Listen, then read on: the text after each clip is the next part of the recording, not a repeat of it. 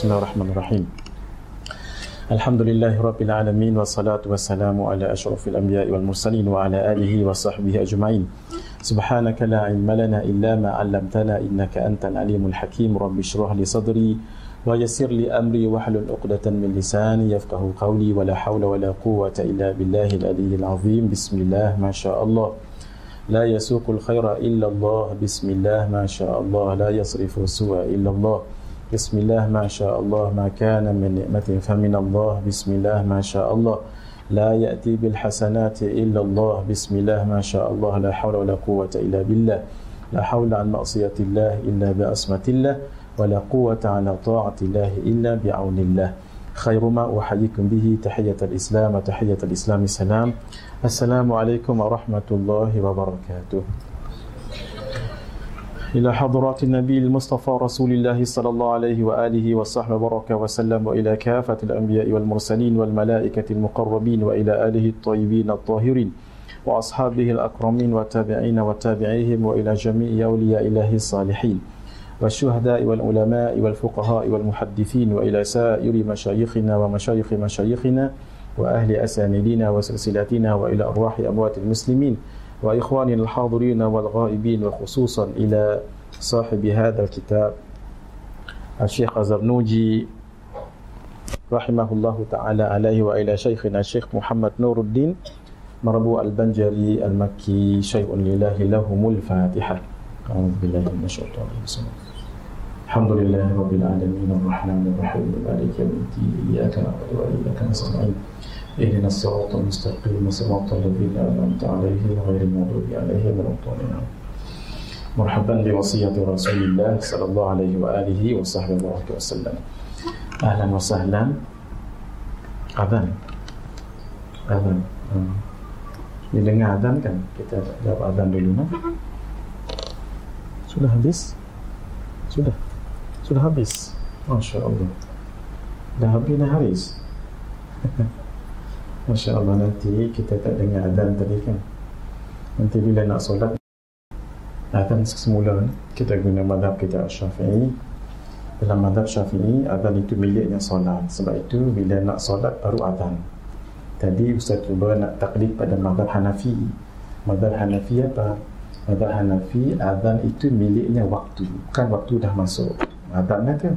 Walaupun kita tak solat, itu bermakna kita taklid madhab Hanafi. Madhab Syafi'i apa? Madhab Syafi'i adhan itu miliknya solat, bukan miliknya waktu. Nanti nak solat nanti tak adhan lagi tadi kan, kita lah baru adhan. Itu kalau nak tahqiq, supaya kita tahqiq lah. Dan Ustaz nak pesan siapa-siapa yang nanti ditakdirkan lepas daripada UAE ke ataupun sebelum habis UAE dijemput ceramah, umpamanya baca kitab Maghrib dengan Isya, bila dah masuk waktu berhenti dahulu, sebab kita nak menghormati akan syiar. Adhan ini adalah satu syiar, jadi berhenti dahulu. Tapi taklid ketika itu apa niat? Sekarang ini saya nak ikut madhab Hanafi. Madhab Hanafi adhan itu milik waktu, kerana dah masuk waktu tu yang adhan tu. Walaupun lepas tu kita sambung lagi mengaji sampailah kita habis tadi. Sudah. Baik. Bismillahirrahmanirrahim. Untuk sesi ini dan seterusnya Ustaz akan usaha hadir selalu di sini, sebab Ustaz sekarang ni pun dah banyak masa kosong. Maksudnya masa kosong malam Khamis ni lah. Jadi Ustaz cuba untuk hadir. Kita akan khatam kitab ni dulu sampai habis. Kemudian barulah nanti kita baca kitab Kekeliruan Umat. Kitab tu jadi wajib simpan. Sebab itu saya nak pastikan setiap yang mengaji di Majlis Ta'lim An-Nur ni mesti ada kitabnya, dan kita bagi free atas infak seorang hamba Allah. Tolong setiap kali untuk bacalah Fatihah sekali, tak perlu sebut nama lah. Niat saja, ya Allah yang infakkan kitab ni untuk Fatihah untuk beliau. Macam mana supaya sampai? Kita sebut saja niat Al-Fatihah, ataupun disebut dengan Al-Fatihah kepada apa? Ila apa? Ila alladhi yunfiqu hadzal kitab, yang menginfakkan kitab ini. Tak boleh bahasa Arab, bahasa Melayu pun tak apa. Fatihah untuk siapa yang menginfakkan ini, ya. Baik. Bismillahirrahmanirrahim. Yang baru mengaji dengan kita ni, sebenarnya kita dah agak jauh juga dalam sini, ya. Dan Ustaz ucap terima kasih pada Abang Adli yang sepanjang beliau di sini dengan yang lain-lain. Hari puasa yang lama, mereka pun dah berat kebanyakan, ya. Tinggal lagi Antom yang sekarang ini dipimpin oleh Abang Azmir Antom. Jadi kita ucap terima kasih. Pun begitu masih lagi mereka ada Abang Adli dan yang lain-lain itu, Luqman pun hadir juga, walaupun mereka punya tugas masing-masing. Jadi itulah Ustaz nasihatkan, kalau Antom yang dah bertugas nanti, sekali-sekala datanglah majlis talaqi ini untuk charge balik bateri kita, ataupun di surau masjid yang itu pimpin, macam Ustaz Luqman memimpin di masjid beliau yang susun. Alhamdulillah Ustaz pun salah seorang yang mengisi kuliah maghrib di masjid beliau dekat Shah Alam. Alhamdulillah. Macam Abang Atif sekarang ni, beliau kerja di Hospital Ampang Puteri. Beliau juga susun program-program agama di situ. Itulah bermaksudnya, itulah Antom, nilai Antom bukan saja mengaji, tapi Antom boleh buat create majlis ilmu di mana tempat Antom bekerja, ikut kapasiti masing-masing lah. Cuma harus kita faham, nanti kalau dah berada di luar daripada dunia kampus, itu sangat banyak pencobaannya, sangat banyak dugaan cabaran, kadang-kadang tenggelam, kadang-kadang hanyut, tak ingat lagi lah yang disebut sebagai talaqi itu.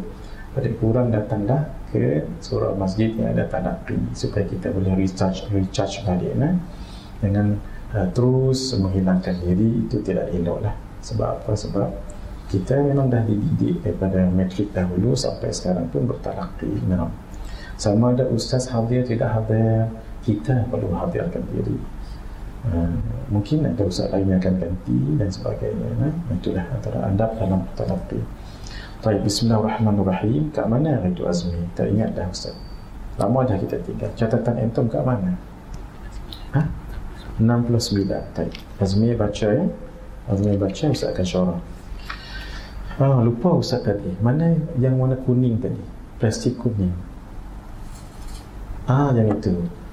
Ini tolong dibagikan juga free pada yang tak dapat kitab ini. Ana bawa tadi 5.30. Tolong bagi di sini 15 muslimat 15. Tolong sekarang, tolong Suhaib ataupun yang dekat. Ini pun free juga untuk Antom. Tolong baca Fatihah untuk orang yang menginfakkan nanti.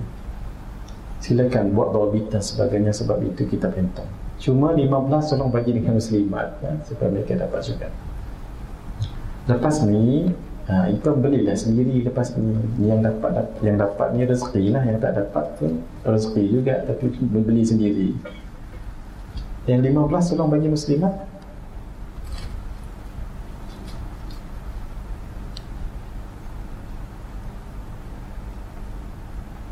Boleh.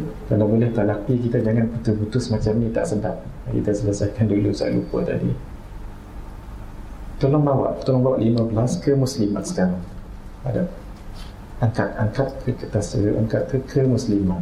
Biar muslimat yang uruskan. Bawa 15 buah. Silakan muslimat. Siapa yang duduk depan tu untung, siapa suruh duduk belakang? Yang ambil. Siapa yang belum ambil?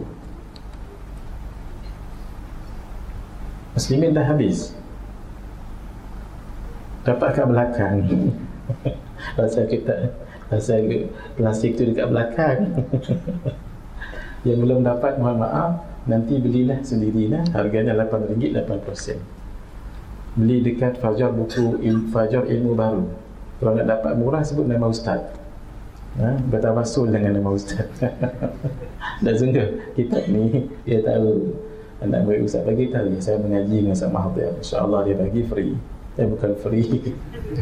Dia bagi kurang lah RM8, 8%, mungkin dalam RM8 ke RM7.5 okey lah tu lah. Bismillahirrahmanirrahim. Boleh kita mula? Tulislah nama itu supaya jangan keliru dengan yang lain. Buat dhabit lah. Kosong berapa tadi Azmir? 69. Kita sambung saja. Bismillahirrahmanirrahim. Penyebab kemalasan. Bismillahirrahmanirrahim. Qala al-muallif rahimahullah. Apa maksudnya? Pengarang kitab tu telah meninggal dunia. Kalau pengarang tu masih hidup, hafizahullah. Qala al-muallif rahimahullah wa nafa'ana bihi wa bi'ulumihi fid darain amin ila an qala. Penyebab kemalasan ini adalah halangan-halangan untuk kita mendapat ilmu pengetahuan. Apa dia? Malas. Kita dah bicarakan jemu hari itu, malal. Ini malas. Kenapa itu? Waqad yatawalladul kasalu min kathratil bargham warrutubat wa tariqu taqlilihi taqlilut ta'am. Sikap malas itu terkadang timbul dari akibat terlalu banyak dendikahat dan cairan lain dalam tubuh. Ini peliknya kitab ini. Walaupun kitab ini kitab lama, tapi dia seolah membahaskan dari segi kesihatan. Kesihatan yang menyebabkan kita jadi malas. Yang kesihatan tu nanti ada kaitan dengan makanan. Tu pelik kitabnya ajib. Kitabnya ajib. Dan kita ingat kemalasan tu kerana perasaan yang kurang, himmah. Kita ingat begitu sahaja kan tak? Beliau kata kerana balgham. Balgham ni dia lendir. Lendir-lendir kahak-kahak. Warrutubat dan cairan-cairan lain, termasuklah hingus, termasuklah kahak dalam apa ni sebut ni? Dalam ni sebut apa ni? Kerongkong, termasuklah kahak di atas, cairan daripada kepala. Itu semua menyebabkan jadi malas. Sebab kita duk sebut benda tu sahaja. Tengah kita nak konsentrate, mari dia berjalan. Tengah kita konsentrate, mari dia sesemua. Tengah kita konsentrate, mari kita rasa macam kerongkong tu dan sebagainya. Jadi akhirnya kita jadi jemu dan malas. Sedang cara meminimalisir cairan tersebut adalah cara untuk kita mengurangkannya. Ini bahasa Indon ni. Nanti kita mengaji akan datang Azmi study dulu ni, supaya boleh kita tahu bahasa Melayunya. Tak apa. Khair. Sedang cara mengurangkan cairan tersebut adalah dengan mengurangi makan. Cairan-cairan tersebut, kahak dan sebagainya, lendir, itu berasal daripada makanan. Maka caranya macam mana? Kurangkan makan. Bukan kata tidak makan, tapi kurangkan makan. Taqlil. Qila ittafaqa sab'una nabiyyan ala anna kathratan nisyan min kathratil balgham wa kathratal balgham min kathrati wa kathrata syurbil ma min kathratil akli. Subhanallah. Ini kajian-kajian ni seperti kajian kedoktoran. Ada disebutkan 70 Nabi bersepakat bahawa keseringan lupa itu akibat kebanyakan kahak. Orang yang banyak kahak tu dia akan lupa. Tapi apa sebab kahak itu? Dan kebanyakan kahak disebabkan oleh kebanyakan minum air. Air pula dah. Kemudian dan kebanyakan minum disebabkan terlalu banyak makan. Akhirnya makan juga jadi cerita. Cerita apa tu? Katak. Kenapa engkau katak? Katak Yang cerita apa tu? Hujan hujan, bangau. Bangau. Kenapa engkau kurus? Sebab semua disalah-salahkan orang. Tapi ini punca kepada punca. Apa dia? Asal muasalnya adalah banyak makan. Tengok dalam Islam ni cantik sekali. Bukan tak boleh makan, tapi jangan banyak makan. Bila jangan banyak makan, sedikit makan. Bila sedikit makan, itu amalan yang mulia. Sebab itulah antara amalan yang mulia ialah berpuasa, sebab tidak banyak makan. Wal khubzu al-yabis yaqta'ul balgham wa kadzalika aklu az-zabib 'ala ar-riq wa la yukthir minhu hatta yahtaja ila syurbil ma' fayazid al-balgham. Maka roti kering dapat menghilangkan kahak. Sebab itu orang suka makan kering, sebab kering ni tidak berminyak. Orang Arab kan suka makan kering, yang roti kering tu. Kita jarang orang Melayu makan roti kering. Khubus. Demikian pula menanam kismis anggur. Kismis tu adalah berasal daripada anggur. Kismis tu anggur yang dah kecut tu, maksudnya kismis. Makan. Namun jangan terlalu banyak agar tidak kepingin minum yang pada akhirnya memproduksi dan dikahak. Jangan makan banyak sangat. Nanti bila makan banyak sangat perlu air, kembali balik air di sana menyebabkan kahak. Subhanallah. Tengok dalam Islam itu cantik sekali. Mulut itu akan berbau busuk kalau terlalu banyak cakap atau terlalu banyak diam. Tengoklah.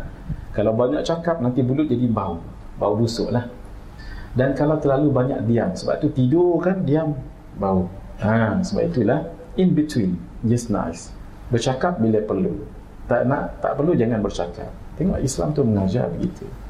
Sama juga ini, silakan makan tapi jangan banyak sangat.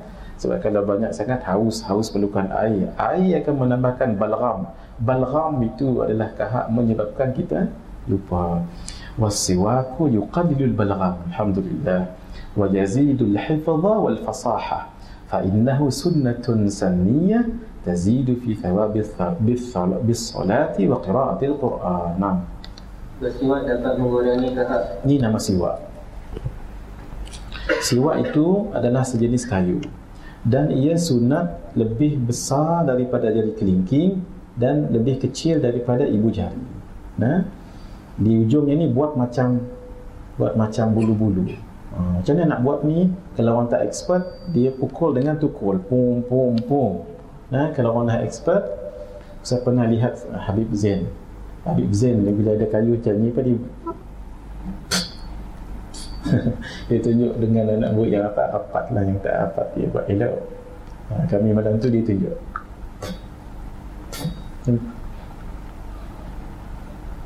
dalam bulu-bulu ni terus tu satu cara nak buat. Yang kedua, cara nak bersiwak. Siapa yang nak bersiwak, caranya ialah mulakan daripada sebelah kanan. Sebab kana sallallahu alaihi wasallam yuhibbut tayamuna fi tana'ulihi wa tarajjulihi wa fi sya'ni kullihi. Dalam kitab Syama'il, Nabi suka menganan-nganankan ketika tarajjul. Tarajjul ni maksudnya bersikat rambut. Wa tana'ul pakai selipar. Wa fi sya'ni kullihi. Kerana itulah kalau nak bersiwak, saya tunjuk ni, tengoklah. Daripada atas gigi kanan bawa ke kiri, turun ke bawah, kemudian bawa ke kanan, tengah, stop, naik atas, kemudian balas ke kiri, turun bawah, balas ke kiri, bawah ke kanan, turun bawah, balas ke kiri. Semula ya. Ni lurus sampai hujung, turun bawah, masuk ke tengah, naik atas, pergi balik ke kanan, turun balik, balas ke kiri. Itulah satu, dua, tiga. Cukup. Sebab Nabi suka yang ganjil. Kemudian letak dalam poket kita, jangan poket orang.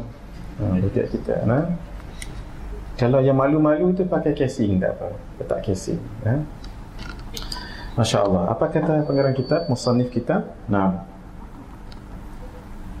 Menambah kuat hafalan dan meningkatkan kefasihan. Menambahkan kuat hafalan. Sebab apa? Sebab kalau kita berus gigi, jadi hilang kotoran-kotoran, dia tidak akan ada virus yang masuk dalam blood circulation, dan tidak akan ada yang mengganggu sistem saraf kita. Dan meningkatkan kefasihan. Memang betul. Ustaz sendiri, kita sendiri cuba makan. Itu makan dan berceramah, tak sedap, dia mesti gigi dibuang.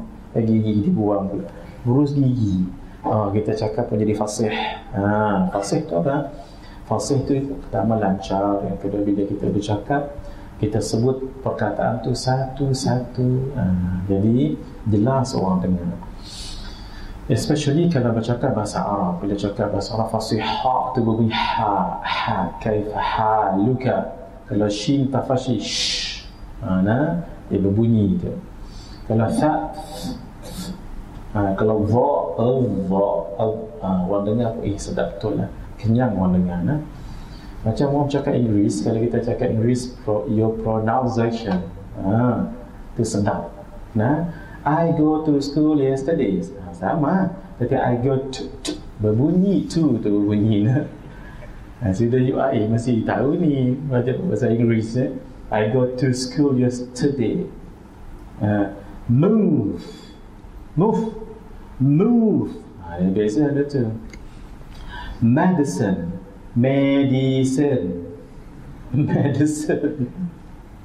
I'm not born as an English speaker, but could be speaking English. As how many years you have been here? How many years?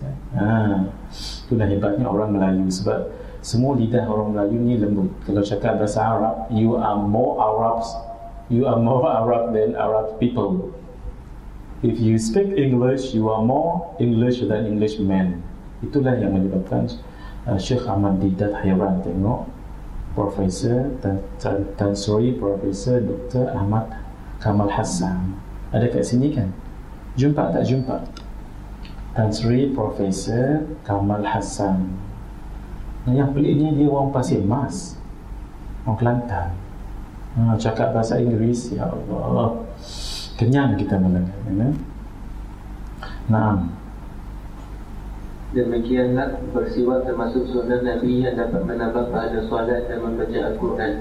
Betul. Apabila dikatakan sunnah, amal sunnah sahaja, Nabi sebut man ahya sunnati 'inda fasadi ummati falahu ajru syahidin. Siapa yang menghidupkan sunnahku di akhir zaman, baginya pahala satu mati syahid. Hadis yang lebih kuat, man tamassaka bi sunnati 'inda fasadi ummati falahu ajru mi'ati syahidin. Siapa yang pegang betul dengan sunnahku di akhir zaman, baginya pahala 100 mati syahid. Itu baru pahala menghidupkan sunnah, belum lagi pahala siwak. Pahala siwak dalam hadis disebutkan salatun bisiwaki khairun min sab'ina salatin bighairi siwak. Min sab'ina salatan bighairi siwak. Hadis ni ada disebut di dalam kitab Hidayatus Salikin fi Suluki Maslakil Muttaqin karangan Syekh Abdul Samad Al-Falibani. Satu solat pakai siwak, termasuk lelaki dengan perempuan, lebih afdal dari 70 solat tak pakai siwak. Banyakkan itu. Sebab itu di Yaman, siapa yang solat tak pakai siwak tu aib. Orang yang solat tak pakai siwak tu aib. Macam siwak tu. Kalau solat 20 rakaat kan, mesti 10 kali baca ni. Masya Allah. Alhamdulillah, mudah-mudahan Ustaz istiqamah. Itu antara sunnah yang insya-Allah mudah-mudahan kita istiqamah. Begitu juga membaca Al-Quran Al-Karim. Jadi dia boleh menambah pahala sunat. Kalau pahala solat tadi ditambah, baca Quran pun begitu juga, sebab kita memuliakan Al-Quran Al-Karim. Jadi bila sunat tu dapat pahala, sebab sunat maksudnya ma yuthabu fa'iluhu wa la yu'aqibu tarikuhu. Wa kadha al-qai'u yuqallilul balgham wa rutubat. Muntah juga dapat mengeluarkan kahar dan cairan dalam tubuh yang tidak diperlukan adanya. Masya Allah. Kerana itu siapa yang muntah itu adalah rahmat Allah. Sama juga, kenapa? Sebab dia menghilangkan balgham dengan rutubat tadi. Sama juga orang yang bersin. Kalau yang bersin, itu sebenarnya nikmat Allah. Cuba intum nak bersin tak jadi. Tak jadi sampai merah hidung intum. 7 kali buat begitu tak jadi, tak sakit jiwa intum. Tak jadi. Subhanallah. Sama juga kencing. Subhanallah, kita kencing, air apa yang keluar? Air kencing. Kenapa tak semua air keluar? Subhanallah. Itu maha sucinya Allah. Sama juga kentut, sama juga angin yang busuk-busuk terkeluar. Maha suci Allah. Sebab itulah bila kita keluar daripada tandas, apa kita baca? Ghufranak Allahumma dhahab anni al-adha wa'afani. Kalau benda tu, mohon maaf ya, Ustaz ada pengalaman lihat orang yang kencing manis dan berbulan-bulan tak berak. Kesian, macam-macam dimakan tapi tak berak-berak. Kita untuk bayangkan, itu nak berak dah standby dah ni, tiba-tiba tak jadi. Itu menjadi down kan. Hari pertama tak apa, hari kedua ya Allah itu menjadi penimpala, hari ketiga ya Allah jadi gila kita dibuatnya. Sampailah 7 hari. Orang yang sakit kencing manis tu kadang-kadang berbulan-bulan, kesian. Jadi bersyukurlah kita dapat buang semua kotoran itu. Cara mengurangi makan. وطريق تقليل الأكل التأمل في منافع قلة الأكل هي الصحة والعفة والإيثار. Cara mengurangi makan adalah menghayati berbagai manfaat yang timbul dari mengurangkan makan. Kalau kita nak kurangkan makan, apa caranya? Caranya ialah cuba faham apa kebaikan kurang makan. Bila kita dah tahu, maka kita akan usaha mendapatkan apa kebaikan mengurangkan makan itu. Satu, antara lain kesihatan. Sihat, kita jadi sihat sebab kita kurang makan. Sebab penyakit itu datang daripada makanan.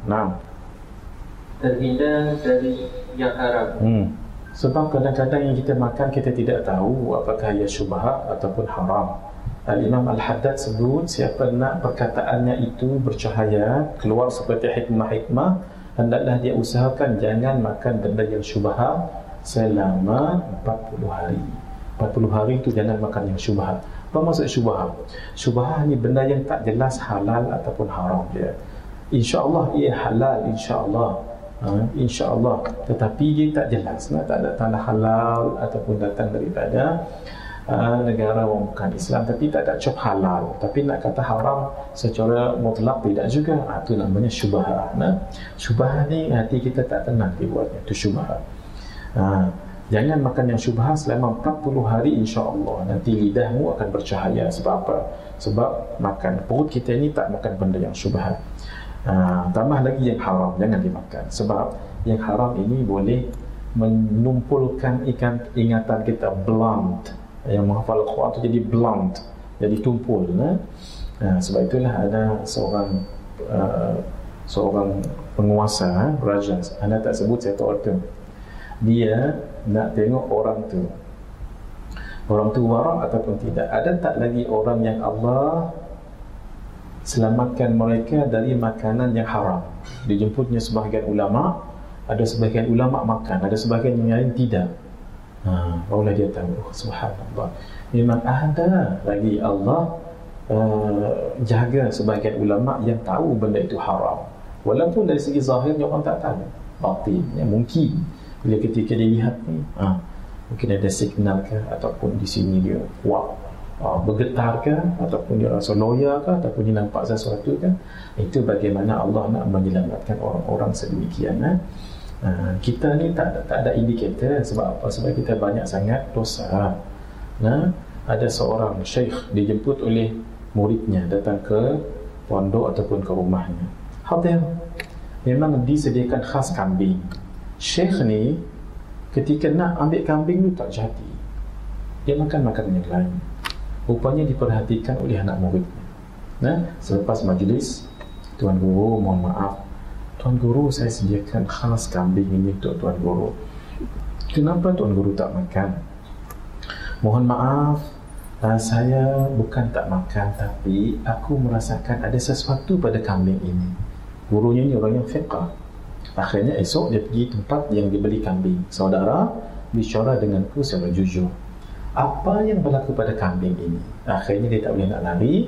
Jadi penjual kambing tu kata, oh mohon maaf saya, beberapa jam kambing ini sebelum saya serahkan pada kamu, ternyata ia telah mati. Maka nak kaburkan ni semua, saya pun sembelih dia. Apa hukum sembelih bangkai? Bangkai tetap jadi bangkai walaupun sebab dia dah mati. Dia sembelih tetap dia mati. Rupa-rupanya kambing tadi sebenarnya apa? Bangkai. Macam mana Tuan Syekh tu tahu itu adalah bangkai?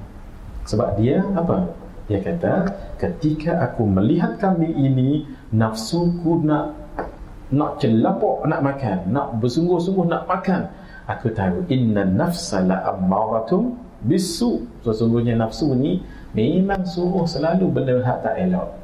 Saya tahu there must be something wrong here. Sebab nafsu saya nak sangat. Bila nafsu nak sangat, selalunya nafsu benda hak tak elok. Ini nafsu orang saleh, orang alim. Kita jangan nak makan sangat aiskrim. Jangan-jangan ini ya Allah aiskrim goreng. Jangan-jangan kita tak boleh. Kita tak ada indikator.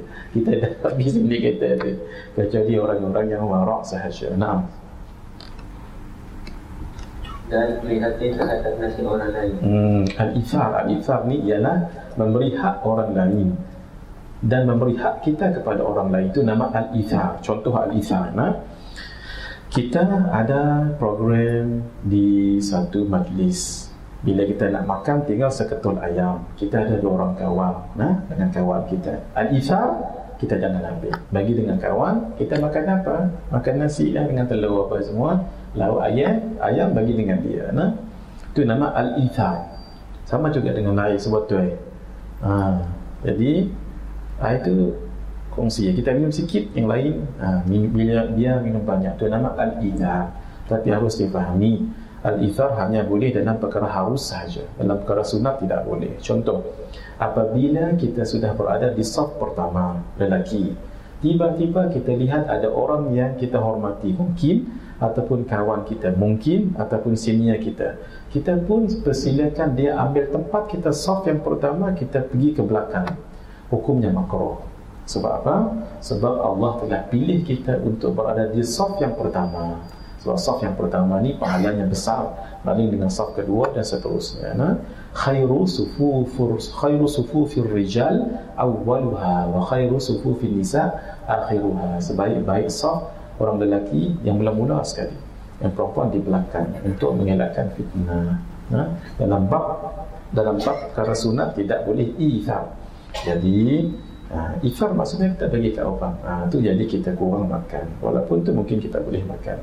Wa qila fihi syi'run fa'arun thumma 'arun thumma 'arun syaqa'ul mar'i min ajli ta'ami. Ya Allah.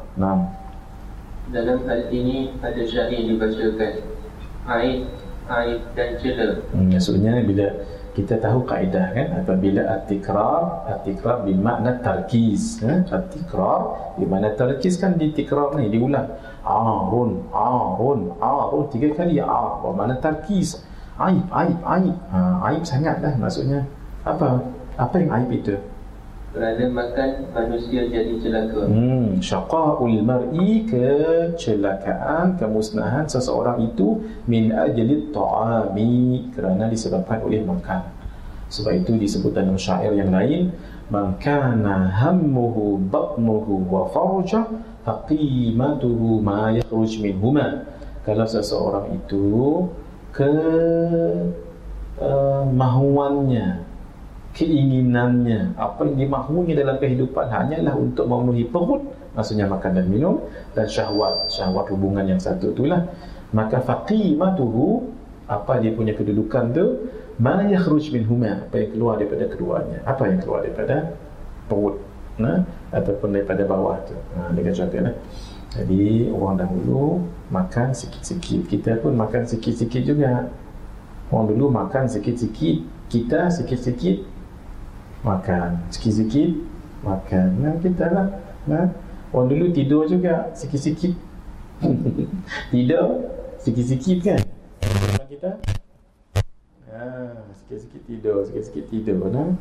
Jauhnya. Sebab itulah kalau kita nak mengatakan sesuatu yang tidak elok pada orang sebelum kita, tengok dululah apa yang kita buat ni. Malu je kita.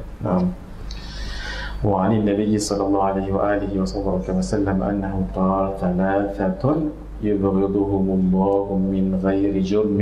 Apa ni? الأكول والبخيل والمتكبر. Hadis Nabi SAW menyebutkan 3 orang dimurkai Allah bukan kerana berdosa, iaitu belahak makan. Al-akul ni orang makan saja kerjanya, nak makan saja. Orang kikir ni dia sayang sangat dengan hartanya pula. Dan orang sombong. Orang yang sombong pada apa yang dimiliki olehnya. Kenapa dia rasa sombong? Sebab dia tidak melihat keaiban dirinya. Sebab kalau dia lihat keaiban dirinya, maka dia akan tahu kelemahan dirinya. Kenapa kita lihat orang itu hebat? Sebab kita tidak lihat keaiban. Kalau kita lihat akan kekurangannya, pasti kita tidak akan melihat dia itu hebat. Itu sahaja. Kita bukan hebat sangat pun, cumanya Allah tutupkan akan keaiban kita daripada dilihat orang. Allah tutupkan akan kekurangan diri kita daripada dilihat dan diketahui oleh orang. Sebab itu kita hebat. Sebenarnya tak ada hebat mana pun, tapi Allah tutup. Bila Allah tutup tu, kita berterima kasih kepada Allah kerana Allah yang tutup itu. Kalau tidak, pasti orang akan melihat banyak keaiban pada diri kita. Kalau tidak dari segi makan, mungkin minum. Kalau dari segi bercakap kita bagus, mungkin dari segi akhlak. Mungkin dari segi tidur kita ganas. Mungkin dari segi makan kita banyak pihak orang. Banyak kekurangan kita ni. Wa ta'ammulu fi madarri kathratil akli wa hiya al-amradu wa kalalatu at-tab'i wa qila al-bitnatu tudhibu al-fitna fitnatana. Dan juga menghayati mudarat yang timbul akibat terlalu banyak makan. Tadi kita nak kurangkan makan satu, kita mesti tahu apa manfaat sedikit makan.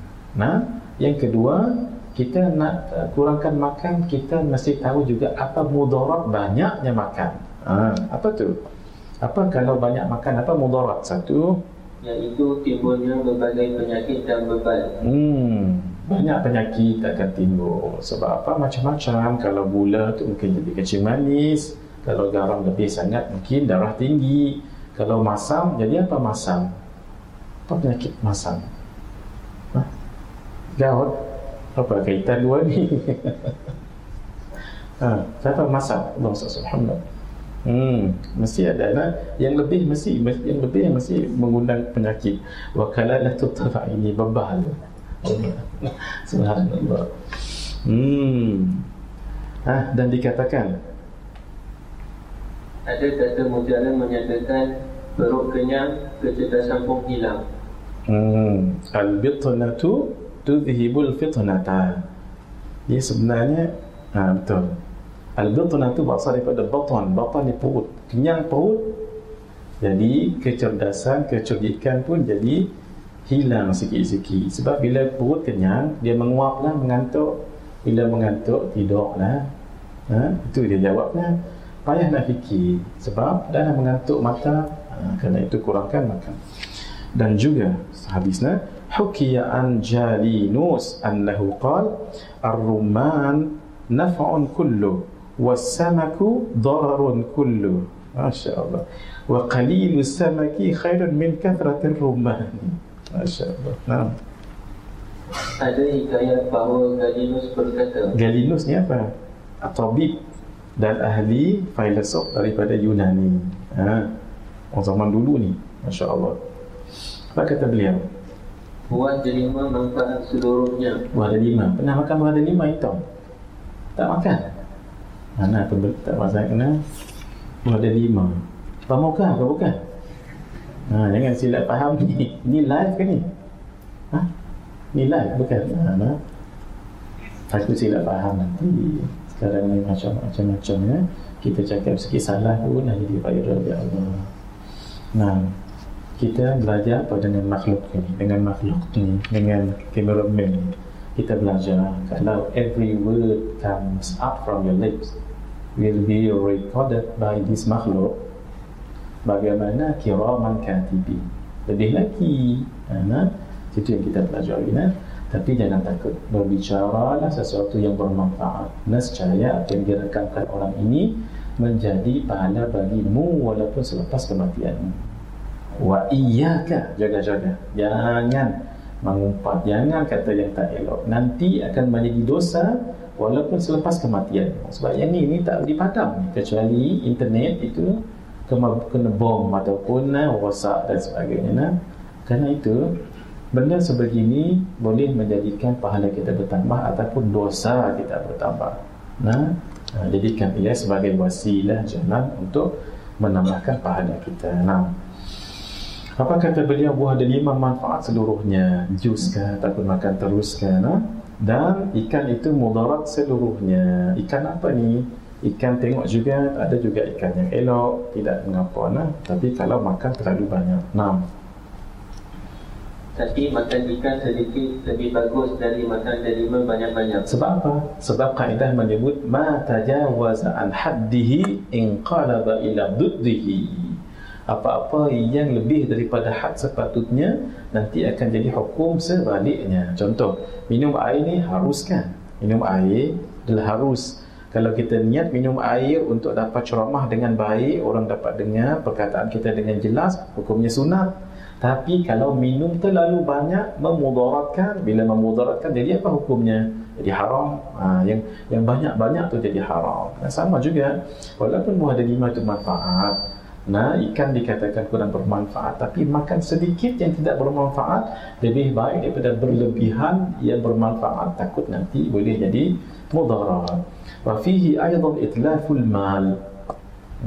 Termasuk salah satu mudarat dalam kasus terlalu banyak makan adalah menghabiskan harta. Betul, kalau orang selalu kuat makan, maka dia akan cari makanan. Mana ada makanan free sekarang ni? Ada ke Zam-Zam? Kecuali restoran Zam-Zam lah kalau ada free. Tapi restoran Zam-Zam pun, ya Allah, nasi mandinya berapa? Tahu restoran Zam-Zam? Tak tahu. Entum Zuhud, entum ni pergi ke bangunan Masalam ke Yalam-Lam? Masalam. Ustaz Luqman kita sebab dia orang selaku orang Shah Alam tahu Masalam. Ada satu restoran namanya Zam-Zam. Masya Allah. Sediakan duit banyak-banyak sikit kalau masuk kedai itu. So nasi Arab tu memang banyak nak guna duit. Memang kalau orang makan banyak mesti beli sekali mana free, tambah duit kita agak jatuh sekarang memang terasa Ustaz tahun ni pergi ke Singapura, negeri Rafidah negara Rafidah. Jadi ada hamba Allah ni, dia bawa duit Singapura RM800, tukar ke Malaysia jadi RM2,500 Luqman. Ya Allah, RM2,500 Malaysia.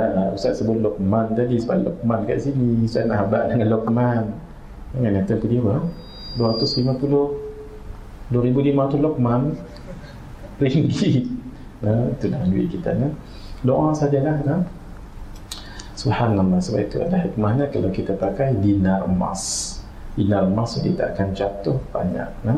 Kalau tidak, subhanallah, itu dah yang kata ekonomi dunia ini sekarang. Kita berada dalam sistem. You can run away from the system unless you do rectify or Islamicize kan sistem itu. You can run away, tak boleh lari, sebab memang kita berada dalam sistem. Cuma kita Islamicize, make it to be more Islamic. والأكل فوق الشبع ضرر محض ويستحق به العقاب في دار الآخرة والأكل بغيض في القلوب.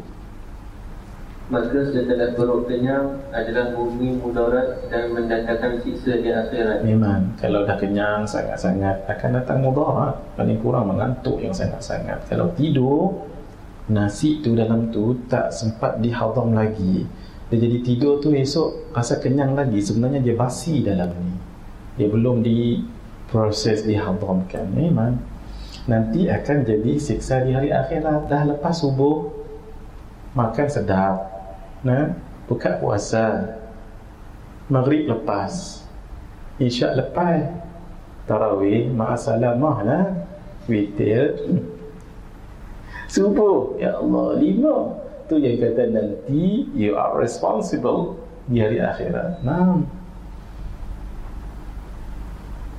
Orang yang terlalu banyak makan itu dibenci dan tidak mendapat simpati. Memang banyak sangat makan. Sepatutnya kita sikit-sikit, dia seorang hantam habis. Kalau dalam pinggan tu, bila dia datang kita dah takut dah, sebab dia akan menggoncangkan dunia. Kalau kita dengan kawan-kawan biasa ni, khair, nasi ambeng tu nasi ambeng, 4 orang. Tapi kalau dia datang 2 bahagian dia seorang, dah dia kuat makan sangat-sangat kerana itu untuk barakah makanan, malam ni kita ijazahkan satu amalan. Ketika itu makan, baca doa macam biasa, Allahumma barik lana fima razaqtana wa qina adzaban nar. Tambah satu doa lagi, iaitu apa yang dibaca yang last kali itu, inna hadza la rizquna. Tulisna inna hadza la rizquna ma lahu min nafad. Inna hadza la rizquna, inilah dia rezeki kita, ma lahu, tidak adalah padanya, min nafad, daripada kebinasaan, insya-Allah berkat makanan itu. Adik-adik muslimat yang masak nanti bacalah tu, inna hadza la rizquna ma lahu min nafad. Naam. Pun tak suka sangatlah kalau terlalu banyak makan. Tapi kalau banyak makan kena pada tempatnya. Contoh orang buat gulai banyak, jadi kita pun makan banyak. Ada setengah tuan rumah dia suka sangat tu, okey. Sebab itu pergi kenduri jangan sebarang bawa orang kalau tidak diizinkan oleh tuan rumah. Sebab tuan rumah kadang-kadang dia budget. Kadang-kadang kalau tak budget is okey. Wa tariqu taqlilil akli, dia mengajar lagi. Sebab tu kitab ni jangan baca waktu dalam kuliah kita saja talaqqi. Di rumah belik-belik tengok, belik-belik tengok. Ada juga yang tengah melayukan dalam bahasa Melayu, kita tak faham ni sangat. Baca ni dia bahasa Arab lebih mudah difaham ni, tambah lagi berbaris. Jadi nak lebih faham bahasa Melayu kita, tengok dalam Jawi, tak Jawi pun ada yang terbaru ni. Kalau tak silap Ustaz Abu Jabal Maraqi, kalau tak silap Ustaz, beliau ada melayukan dalam bahasa Melayu Malaysia kita. Ni nak tunjuk lagi macam mana cara kita nak kurangkan makanan. Wa tariqu taqlilil akli ay yakula al-at'imata ad-dasimah wa yuqaddima fil akli al-altar wa al-ashha wa la yakula ma'al ja'i illa idha kana lahu gharadun sahih bi an yataqawwa bihi 'ala as-siyam was-salati wal a'mal syaqqa falahu dhalik. Cara lain untuk mengurangkan makan adalah menyantap makanan yang berlemak, yang mengandungi zat pemuak. Makan yang lemak, dia kata, supaya kita muak-muak tinggal, tak makan banyak. Ada juga cara. Mendahulukan makanan yang halus lagi disukai. Apa yang halus-halus, contohnya yang tepung-tepung ataupun yang senang dihadamkan, itu dulu. Yang keras-keras kemudian, supaya tidak membazir nanti. Dan jangan makan bersama dengan orang yang lagi kelaparan. Kalau orang lapar, habislah. Semua dilanggak dia. Kecuali jika hal itu dilakukan untuk tujuan yang baik. Kalau dia berpuasa ke, ataupun dia kerja keras ke, tak apa. Semisal agar kuat berpuasa, solat atau tugas-tugas berat yang lain, maka bolehlah demikian. Maksudnya kalau dia makan banyak tu sebab dia memang kuat berpuasa, ataupun dia nak kuat bangun malam, ataupun dia nak kuat tugas-tugas berat yang baik-baik. Faslon, kita berhenti pukul malam ni, kita lambat sikit boleh, pukul paling lambat pukul 10. Sebab saya nak banyak baca ni. Kalau itu ada soalan, silakan tulis dulu soalan. Paling bagus tulislah supaya kita minimize masa kita. Jam ni pukul berapa dulu? Jam ni pukul berapa?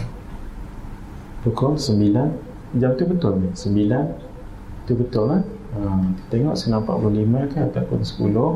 Kalau yang biasa kita cuba mula pukul 8 dan kita berhenti pukul 9. Soal jawab 9.15 sudah berhenti dah, supaya kita nanti boleh belajar tadi dan sebagainya. Malam ni kita lajakkan sikit sampai 10 tidak lebih 10. Fasal fi bidayati sabqi wa qadrihi wa tartibihi. Fasal ke-6, permulaan belajar, apa kapasitinya dan tertib belajar.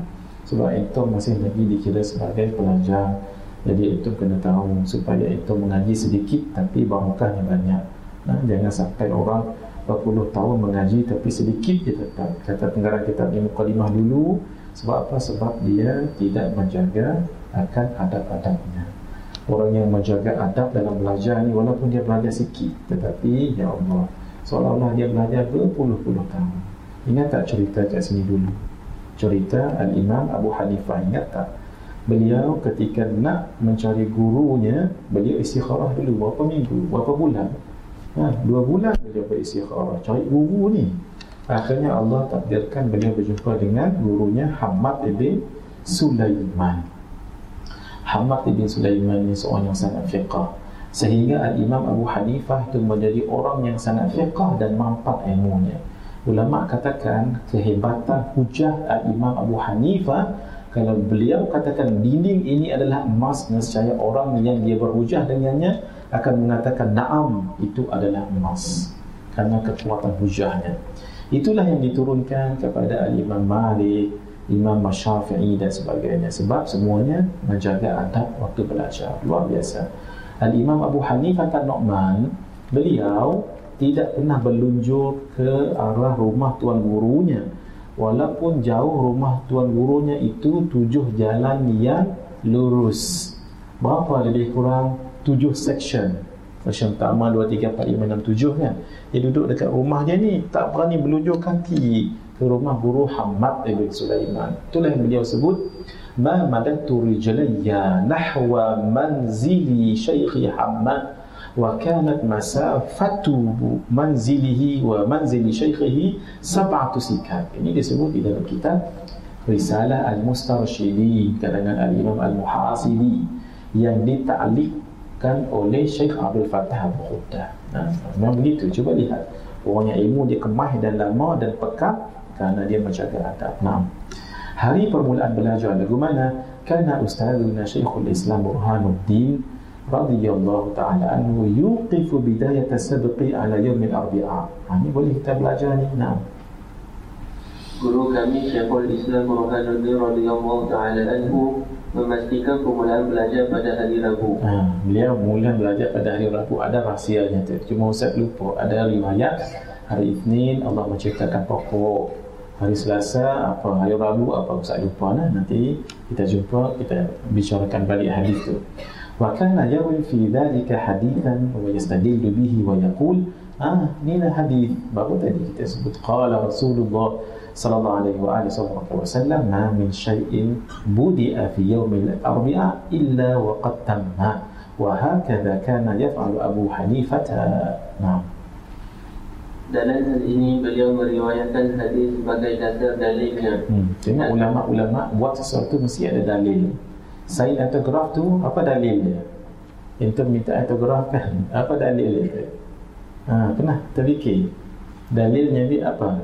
Dalilnya ketika Suraqah ibn Ja'shum mengejar Nabi dan Sayyidina Abu Bakar dan Abdullah ibn Uraiqid, dan dia punya kuda terperosok kan haris dalam tu. Pergi terperosok. Akhirnya Nabi kata, siapa tu? Suraqah. Pergi kat depan. Kamu mahu apa Suraqah? Ya Rasulullah, saya mahu untuk tangkap kamu. Dan sebab siapa dikatakan, kami ditawarkan, siapa yang dapat tangkap kamu dan dapat lihat kamu akan dibagikan unta, ratusan ekor unta.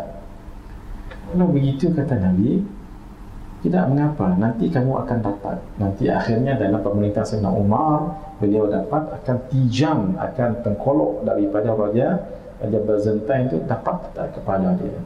Itu janji Nabi. Cuma Allah kata, apa bukti nak bagi tahu orang kufar nanti kat Mekah, apa bukti saya dah dapat jumpa kamu tu? Lalu kata Nabi, ya Abu Bakar uktub.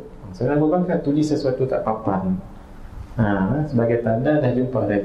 You have met us. Dimana kamu dah jumpa kami. Lati tabina, kamu telah jumpa kami. Jadi itu dah tanda autograf tadi bawa ke Mekah. Oh ya, correct. Kamu betul jumpa. Itulah dalil autograf.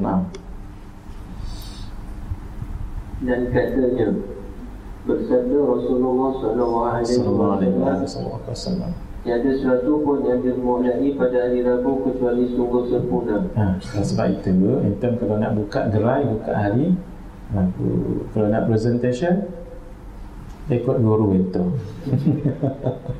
Mana boleh kita tentukan kan? Boleh tentu. Mana adli? Boleh tentu adli. Tak boleh. Tunggu dia. Demikian itu pula Imam Abu Hanifah berbuat. Sekarang kita dapat satu ilmu yang sangat berharga. Apa? Mulakan sesuatu pada hari Rabu. Kahwin nanti Maka yarwi hadha al-hadith an ustadhi Syekh al-Imam al-Ajal Qiwamuddin Ahmad bin Abdul Rashid rahimahullah. Syekh Burhanuddin meriwayatkan hadis tersebut dari gurunya, yaitu Syekh Imam yang mulia Qiwamuddin Ahmad bin Abdul Rashid rahimahullah, seorang ahli faqih daripada Bukhara. وسمعت ممن أثق به أن الشيخ يوسف الهمداني رحمه الله كان يوقف كل عمل من أعمال الخير على يوم الأربعاء. الله أكبر. نعم. Saya mendengar dari orang kepercayaanku bahawa Syekh Abdul Yusuf Al-Hamadani rahimahullah juga memastikan semua perubatan bagus dilakukan pada hari Rabu. Beliau ini bukanlah Syekh Abu Yusuf, sahabat dan murid kepada Al-Imam Abu Hanifah An-Nu'man. Itu Qadhi Abu Yusuf. Ini Syekh Yusuf Al-Hamadani. Semua pekerjaan bagus dilakukan pada hari Rabu. Subhanallah. Ini satu ilmu yang sangat baik. Wa hadha li'anna yawm al-arbi'a yawmun khuliqa fihi an-nur. Ini baru saya tanya. Syekh Fahmi ada sebut dalam kitab Bidayatul Hidayah Syarah. Wa yawmun nahisun fi haqqil kufar fa yakunu mubarakan lil mu'minin. Nah, demikianlah kerana pada hari Rabu itu Allah menciptakan cahaya. Nur, kan nur tu ilmu tu kan nur cahaya. Dan pula merupakan hari sial bagi orang kafir. Pula dah. Maka berarti hari berkah bagi orang mukmin. Ayuh, dia arti kat depa kita dapat. Sebab apa? Sebab memang kadang-kadang dalam hukum sebegitu. Tambah lagi mereka orang yang tidak percaya kepada Allah. Kuantitas pelajaran apa tu? Apa banyak yang kita nak pelajari. Wa amma qadru sadqi fil ibtida'. Tadi kita nak belajar sebenarnya mula hari Rabu. Kita nak mulakan sesuatu hari Rabu. Bukan mulai hari Rabu. Nak buat projek hari Rabu. Apa-apa sahajalah. Sebab hari Rabu itu diciptakan nur. Bila nur itu maka ada bagusnya. نعم كان أبو حنيفة رحمه الله يحكي عن الشيخ القاضي الإمام عمر بن أبي بكر الزرنجي أنه قال مشايخنا رحمهم الله ينبغي أن يكون قدر السبق للمبتدئ قدر ما يمكن ضبطه بالإعادة مرتين ويزيد كل يوم كلمة حتى أنه وإن طال وكثر يمكن ضبطه بالإعادة مرتين ويزيد بالرفق والتدريج. Adapun ukuran pelajaran permulaan adalah sebagaimana berikut. Imam Abu Hanifah rahimahullah menghikayatkan dari Syekh Qadri Imam Umar Imam Umar bin Abu Bakar Az-Zaranji rahimahumullah. Katanya rahimahullah. Pada guru kami berkata, sebaiknya ukuran pelajaran bagi murid bermula adalah sepanjang yang bisa ia hafal dengan mengulang 2 kali. Maksudnya jangan banyak sangat. Bagi satu ayat ataupun satu matan, dia boleh tahu tu dan dia ulang 2 kali, hafal. Ulang 2 kali dia hafal. Maksudnya sikit sajalah. Muhammad bin Abdillah. Dia pun ulang Muhammad bin Abdillah tu hafal. Tak apalah. Ada setengah seorang yang mungkin lambat Muhammad tak apa, sekali saja. Tengok nah. Kalau dia boleh Muhammad bin Abdillah bin Abdul Muttalib bin Muhammad bin Abdillah bin Abdul Muttalib bin Hashim ibn Manaf bin Qusay bin Kilab bin Murrah bin Ka'bi Al-Lu'ay bin Ghalib bin Fihr ibn Malik bin Nadr bin Kinanah bin Huzaimah bin Mudrikah bin Ilyas ibn Mudari bin Nizari bin Ma'li bin Adnan. Kalau dia boleh hafal macam tu sekaligus, tidak apa. Tengok kekuatan hafalan masing-masing. Tadi itu adalah sanad nasab Nabi Muhammad sallallahu alaihi wasallam. Itu bagus untuk orang yang takut-takut tu, tulis nama tu cantik-cantik, buatlah poket. Jadi azimat. Ini azimat yang dibenarkan dalam Islam. Sebab namanya bagus-bagus. Tapi takut nanti tulis kembang dakwah tu nanti apa yang kita buat kena buat. Laminate kan. Sebelum laminate, buat dia cantik-cantik. Tulisan yang paling cantik siapa? Komputer. Tulis cantik-cantik, kemudian laminate, buat kat sini. Tapi ada satu lagi, insya-Allah, tak risau hujan, tak risau washing machine apa. Dalam dada apa? InsyaAllah di mana-mana pergi. Kalau takut-takut, di samping baca yang lain, kita tafaul, ambil barakat dengan nama Nabi Muhammad sallallahu alaihi wasallam. Nanti Ustaz akan bagi nasab tu dengan Azmir, dengan Adli pun, Adli pun tak apa, dengan Muslimat, mungkin dengan siapa, dengan Adilah pun boleh, ataupun Rafidah pun boleh. Jadi Haris ke, nanti hafalkan. Siap Ustaz tulis lagi nasab tu supaya itu berbangga. Bangga apa? Ya Rasulullah, kami ya Rasulullah tak hafal pun nama bapa kami, nama bapa hafal lah yang tak hafal. Maksudnya nama bapa yang atas-atas tu Datuk, tapi namamu ya Rasulullah. Pejam mata saja. Sayyiduna Muhammad bin Abdillah bin Abdil Muttalib bin Hashim bin Abdi Manaf bin Qusay bin Kilab bin Murrah bin Ka'b bin Lu'ay bin Ghalib bin Fihr ibn Malik bin Nadar bin Nadar bin Kinanah bin Khuzaimah bin Mudrikah bin Ilyas ibn Mudar bin Nizar bin Ma'di bin Adnan sallallahu alaihi wasallam. Hafadna supaya ya Rasulullah, ini tanda sayang kami kepada Tuhan. Kemudian ditambah sedikit demi sedikit pada setiap hari, sehingga setelah pelajaran menjadi banyak dan panjang pun tetap bisa dihafal. Bisa ni maksudnya boleh. Tetap boleh dihafal dengan mengulang 2 kali. Demikian lambat laun pelajaran akan bertambah setapak demi setapak. Tuan faham tak apa maksudnya? Maksudnya orang dahulu belajar macam mana? Menghafal. Orang dulu belajar kan iman, menghafal supaya dia kemas dekat sini. Bila kita dah kuat hafalan, Masya Allah, jadi mudah kita. Baru ni Ustaz pergi ke ceramah di Matin dekat Perlis. Pagi-pagi mereka hafal tu Luqman, Aqidatul Awwam, Abda'u Bismillahirrahmanirrahim sampai habis. Subhanallah, tak tengok teks. Ni yang kata hafalan ni. Imam Syafi'i begitulah akhirnya, di mana kita pergi ilmu bersama. Sebab apa? Sebab ilmu dihafaz. Masya Allah, orang yang menghafaz ni akan ada kebaikan yang banyak sekali. Itu yang dibuat oleh Imam Syafi'i. Beliau rajin mencatat dalam bilik. Akhirnya satu ketika beliau nak berlunjur tak boleh kerana banyak sangat alat-alat cakitan kat situ. Akhirnya beliau fikir tak boleh jadi macam ni. Akhirnya beliau hafaz. Memang beliau kuat hafazan. Sebab ketika umurnya 6 tahun, Imam Syafi'i bermimpi dengan Nabi. Nabi kata, iftah fadak, buka mulutmu. Beliau buka macam ni, Nabi ambil air liur Nabi dan berbuah kat situ. Ada riwayat Nabi ludah macam tu dan beliau tak pernah lupa selepas itu, sebab berkat air liur Nabi. Itu jangan buat. Dek, cuba buka ni dek, ni motivasi kat sekolah. Open your mouth, okay, big. Masuk ICU dah tu. Gitu. Kadang-kadang guru memang betul-betul dah fiqah, dah kita dah tahu, Masya Allah, tak apa. Itulah. Orang dulu kuat menghafaz. Lepas tu bila sedap tengok Tunggu Haji Saleh, ingat tak Ismail, kalau dia mengajar tu keluar mata. Itulah yang kurang orang zaman sekarang.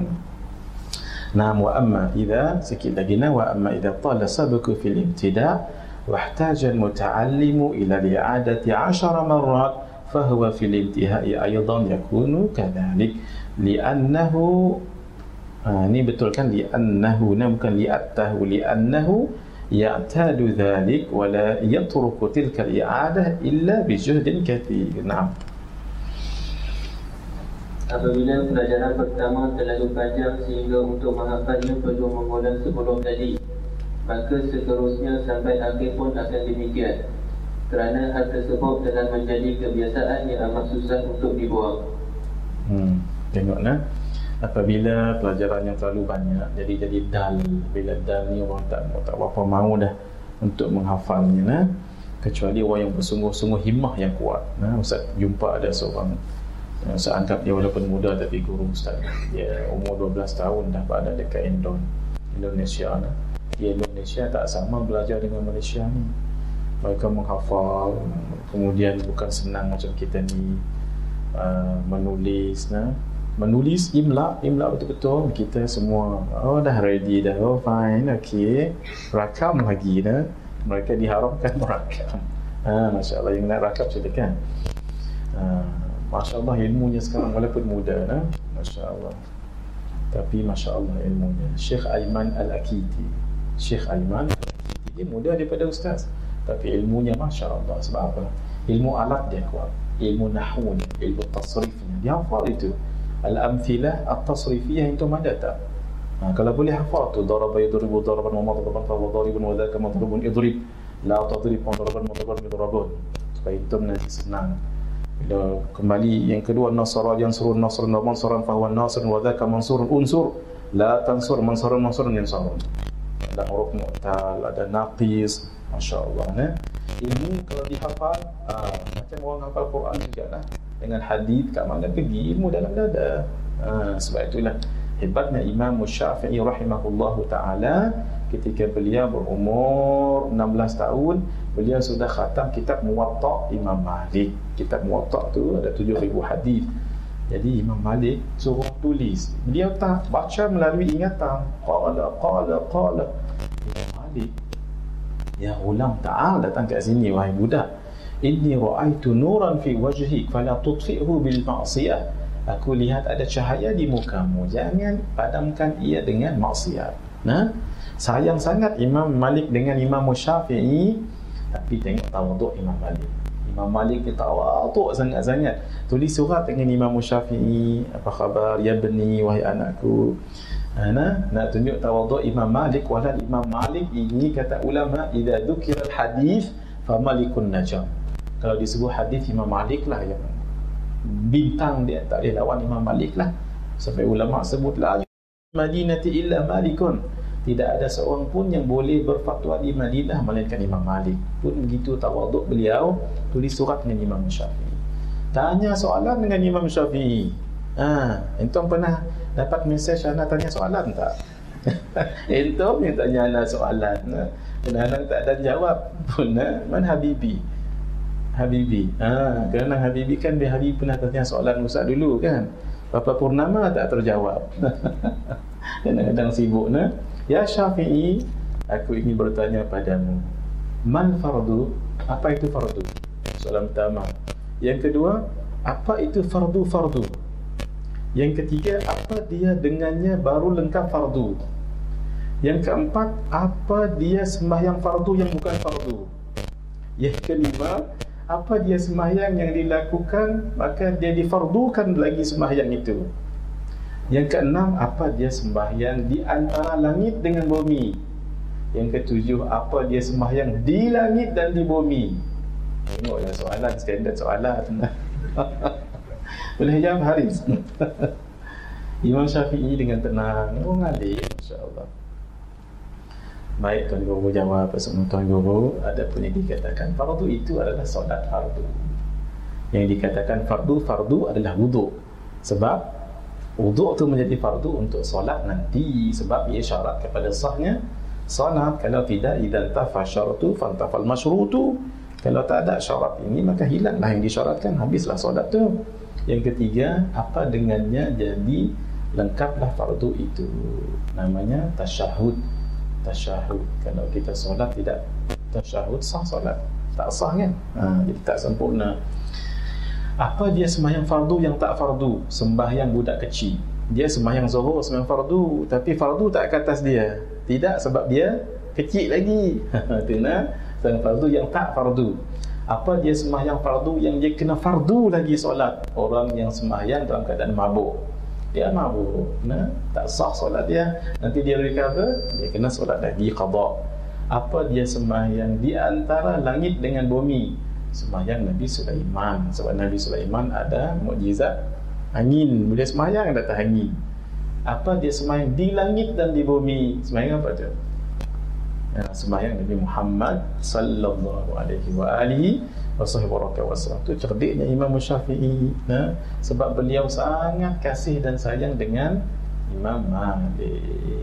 Dulu Ustaz pernah cerita kat sini kan. Kalau cerita tak habis ni. Kita ni dulu Ustaz cerita kecerdikan Imam Syafi'i. Wa amma sudah. Sudahlah. Wa qad qila as-sabqu harfun wa at-tikraru alfun. Ada satu mutiara pelajaran baru satu huruf tapi diulang-ulang 1000 kali. Memang begitu. Sebab nak dia dhabit betul-betul ulang selama 40 kali ulang. Kualitas pelajaran kita berhenti tepat pukul 10. Siapa yang ada tanya soalan malam ni, kita bawa dulu ke minggu depan. Ustaz ada tak kat sini? Tengok nanti lah. Tengok nanti. Ustaz akan usaha untuk hadir selalu dekat sini. Sebab Ustaz lihat ni nampak cantik. Dulu kat sini nampak sedikit orang, ni rupanya ramai manusia. Ustaz kat sini dulu, tengok kat sini. Dekat sini luas sikit pandangan. Siapa yang buat benda bid'ah ni? Haris ke? Ni tadi bagus lah, ni bagus, alhamdulillah. Cuma nanti kita mula awal lah, pukul 8 lah. Kalau Ustaz lambat sikit, yang tunggu lah. Bismillahirrahmanirrahim. Kualiti pelajaran kita habiskan di sini lah. Baik. Wa yanbaghi an yabtadi'a bi syai'in yakunu aqraba ila fahmihi. Nah.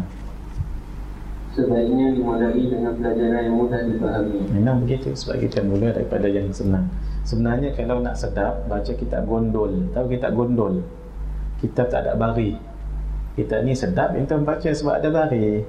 Cuba tak ada baris. Wa yambaru wa yambariyu wa yumbaru wa yumbari. Nah, dia kena belajar saraf, nahwu, saraf. Itu insya-Allah. Ni tak apalah ni, besar pahala orang yang buat ni, subhanallah. Sampai kita pun Dr. Haji Ali As'ad ni, masya-Allah besar pahala dia. Wa kana Syekhul Imam Al-Ustaz Sharafuddin Al-Uqayli yaqul as-sawabu 'indi fi hadha ma fa'alahu masyayikhuna rahimahullah fa innahum kanu yakhtaruna lil mubtadi' sigaratil mabsutah li'annahu aqrabu ila al-fahmi wad-dabt wa ab'adu minal malalah wa aktsaru wuqu'an bainan nas. Adalah guru kami Syekh Imam Sharafuddin Al-Uqayli rahimahullah berkata, menurut saya yang betul dalam hal ini, maksudnya yang betul dalam banyak yang dipelajari itu apa? Yang kualiti yang dipelajari itu apa? Menurut saya yang betul dalam hal ini adalah apa yang dilakukan pada guru kami, iaitu mereka pilihkan kitab-kitab summary untuk murid baru. Summary ni apa? Kitab-kitab summary juga kat sini lah. Kitab-kitab yang dah ringkaskan. Sebab itu entom nak jawab soalan exam, nak belajar macam mana? Entom kena tengok soalan dulu kat belakang tu. Kan kita dulu belajar SPM kan, tengok soalan dulu supaya dia tasawur dalam apa yang nak ditanya. Baru kita buka soalan, baru kita baca pelajaran. Sama juga entom nak exam, pelajaran dibaca tu jangan baca pelajaran dulu, baca soalan dia dulu. Soalan yang sem lepas dulu tu, tengok dia mesti ada persamaan. Tengok, study dulu, baru baca, jangan study tidur. Oh macam ni soalan, I know that Bismillahumma mutu ayat tak jadi juga.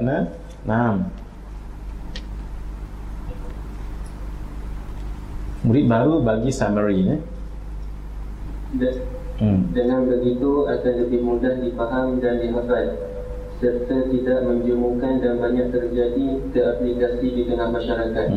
Supaya dia dapat tahu apa soal apa yang nak dibicarakan itu. Supaya dia baca panjang-panjang nanti takut malalah ni malal ni boring. Boring ke bored? Are you boring ke are you bored? Are you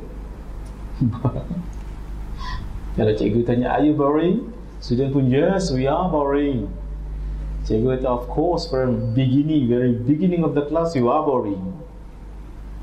Boring tu maksudnya membosankan. Bored tu rasa bosan. Bila student kata, we are boring, kami membosankan lah. Memang pun, daripada first class bosan. Tengok muka hantu. Cakap orang putih ni, pergi elok. Di UAE ni adalah the best place to polish your language.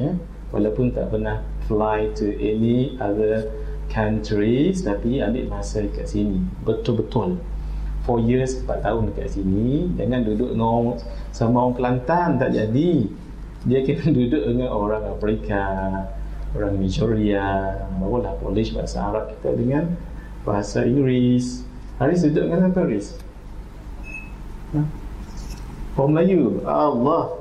Tak apa, sebab dia pandai memanah. Haris dengan Amirul, satu geng memanah, satu tempat memanah. Ya, Masya Allah. Orang yang memanah ni dia mengajar kita fokus, so tak Amirul? Bismillahirrahmanirrahim. Sikit lagi, tinggal 2 minit. Jam ni betul ni, tinggal 5 minit. Kita habiskan membuat catatan. Bismillahirrahmanirrahim. Buat catatan, wa yanbaghi an yu'alliqa sabqa ba'da ad-dabti wal i'adati kathiran fa innahu nafi'un jiddan. Dianjurkan kepada para murid agar membuat taklid terhadap pelajarannya setelah hafal dan sering diulang-ulang. Catatan tersebut kelak sangat berguna. Mula-mula tadi hafaz, bila hafaz kemudian catat. Sebab catatan itu sangat berguna suatu hari nanti. Sebab itu penting buat dhabit. Sebolehnya entum buat dhabit, jangan dalam kitab lain. Buat dekat sini dhabit yang berkaitan dengan ni. Mungkin fawaid boleh tulisan kitab lain. Sebab fawaid tu mungkin kita bawa kitab ni dengan guru yang lain. Fawaid, faedah yang jorang-jorang kita tahu kadang-kadang guru tu dapat ilham. Ana bagi contoh lah yang dikatakan fawaid ni faedah. Memang jarang kita jumpa ni. Antara fawaid yang diajar oleh Habib Zain, bila kita pergi umrah ataupun haji, kan tahallul rambut tu biasanya apa? Siapa yang dah ada pergi umrah, ada pengalaman, rambut tu biasa akan dibuang gitu saja kan. Sepatutnya rambut kita tu ambil, simpan, nanti tanamkan dekat perkuburan ma'la ataupun perkuburan baqiyah. Kenapa? Sebab Nabi sebut man istata'a minkum ayyamuta fi ihdal haramain falyaf'al. Siapa di kalangan kamu yang boleh meninggal dekat Baqi' ataupun dekat Ma'la, buat. Tinggal lagi kita boleh buat gitu tak? Mana boleh. Bunuh diri lain cerita. Sekurang-kurangnya walaupun jasad kita tidak ditanam, ada rambut kita kat situ. Ni ingat ni, rambut ni jangan benda lain, pen, kad metrik yang lain tu, itu bukan. Ini rambut sahaja. Ini jarang pernah jumpa, pernah dengar Suhaib? Jarang jumpa kan? Ni jarang ke selalu dengar ustaz? Selalulah. Ni jarang. Memang ni namanya fawaid, faedah yang baru, faedah ilham daripada Allah, ilham yang bagus-bagus. Sebab itu pelajar dia mesti ada buku catatan, buku catatan kecil. Memang fawaid itu bukan main selalu. Contohnya yang pakai serban, Ifwat, Adli, siapa lagi yang pakai serban? Muslimah tak ada pakai serban. Yang pakai serban nanti usahakan Ifwat, Adli, siapa lagi Syekh kita? Nama? Khalid. Khalid. Nanti kalau pakai serban jangan pakai duduk.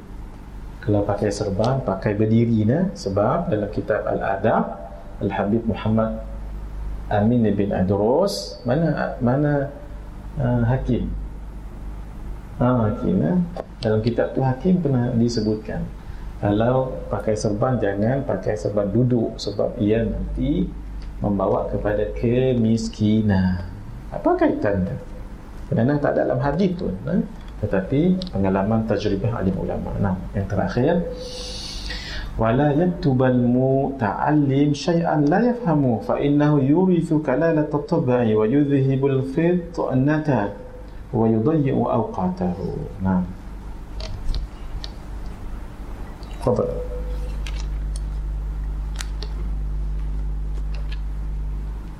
Hendaklah belajar.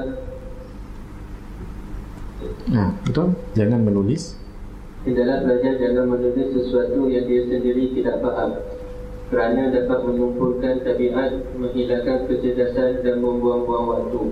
Memang tulis apa yang tak tahu, dia pun tulis apa tak tahu saja tulis. Hang tulis apa aku pun tak tahu. Nah, buang masa saja. Tulis apa yang kita tahu, walaupun satu huruf pun tak apa. Nah, ataupun dua huruf. Intaha. Entum kalau mengaji supaya entum ada ilmu talaqi. Ini Ustaz dah tulis dah ni. Kita berhenti kat sini kan. Alif ha, buat macam tu. Alif ha tu maksudnya intaha. Supaya entum ada dhabit cara mengaji ni. Sebab Ustaz dah nak berhenti dah ni. Dhabit kat situ intaha tu yang Ustaz sebut tadi. Kita tahu walaupun satu huruf, walaupun dua huruf. Kita tahu ni alif ha. Apa ni kalau orang tanya? Bukan. Nah. Intaha, alif ha intaha. Talaqi gomak ni berapa bulan ini? 18. Bawah situ 18 hari bulan 2, tak apa. Kalau guna yang tu lagi bagus ya. Apa ni? Jamadil Awal lagi bagus ya. 2016 Mim Masehi. Habis sini. Ini ni akan jadi saksi di hari kiamat nanti. Kita telah talaqi kat sini. Nanti kita sambung lagi akan datang. Jadi jangan tulis sesuatu yang kita tidak tahu. Tak tahu tak payah tulis. Tak payah tulis. Apa yang kita tahu. Nanti kita pergi balik dengan guru yang saya tulis ni betul tak guru.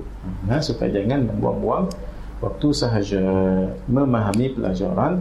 Wa yanbaghi an yajtahida fil fahmi anil ustad awit ta'ammul wa tafakkur wa kathrat at-tikrar. Ini kita sambung insya-Allah akan datang. Bila akan datang tu tengok nanti. Rajin-rajin lah kembali atau pada Facebook Matan. Ada Facebook Matan. Nanti Azmir ketua kita akan maklumkan apa semua sekali. Khair, supaya kita tidak lebih pada waktu, anda mohon maaf ya, kumpulkan dulu soalan, nanti kita akan bacakan soalan tu, kumpulkan nanti minggu hadapan dengan izin Allah. Entum rajin-rajin datang talaqi. Kalau ada kelas dan sebagainya, silakan pergi kelas, jangan sampai tak pergi kelas. Tetapi jangan lama sangat tidak pergi talaqi. Sebab apa? Kalau pergi talaqi sebegini, kita ada charge baru, kita ada ilmu baru untuk kita berdepan dalam kehidupan kita, paling kurang kehidupan sendiri sebelum kehidupan orang lain. Baik, untuk yang akhirnya, siapa yang belum lagi dapat kitab Kekeluhan Umat, angkat tangan dulu yang belum dapat, yang memang betul-betul belum dapat. Letak Muslimat kat belakang. Sebab kitab yang ada ni akan diambil balik untuk Ustaz mengajar tempat lain pula. Tak ada lah? Sudah? Khair. Kalau begitu Azmir, kita bawa lah yang lebih tu balik nanti. Silakan entum berjamaah di sini dulu. Saya nak balik dah dulu. Nanti kita sambung kemudian. Hadza wa billahi taufiq wal hidayah. Wassalamualaikum warahmatullahi wabarakatuh. Bismillahirrahmanirrahim. Alhamdulillahirabbil alamin wassalatu wassalamu ala asyrafil anbiya'i wal mursalin wa ala alihi wa sahbihi ajma'in. Allahumma ij'alna minal ladzina yastami'una al-qawla fayattabi'una ahsana. Wa sallallahu ala sayyidina Muhammadin wa ala alihi wa sahbihi ajma'in. Alhamdulillahirabbil alamin. Untuk minggu seterusnya kita baca mula-mula baca ta'limul muta'allim, kemudian terus kita baca Kekeluhan Umat satu-satu. Ustaz nak niatkan kita baca sedikit laju, entum baca dulu dekat rumah dan Ustaz akan baca kulit ke kulit. Ustaz tak mahu guna presentation, PowerPoint presentation. Nanti kita bermalas-malas. Paling kurang entum boleh banggalah kerana apa? Paling kurang kitab Kekeluhan Umat ni entum kenal dengan Ustaz dan entum khatam dengan Ustaz. Itu niat Ustaz paling kurang supaya jadi defense pada diri entum juga. Khair.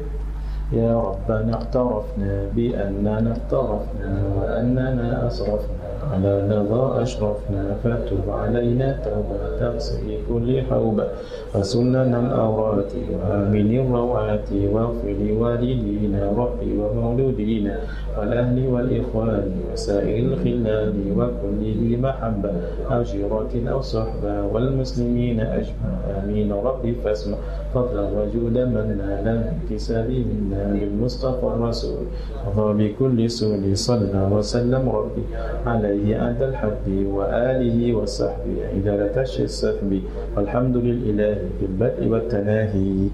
السلام عليكم ورحمة الله وبركاته.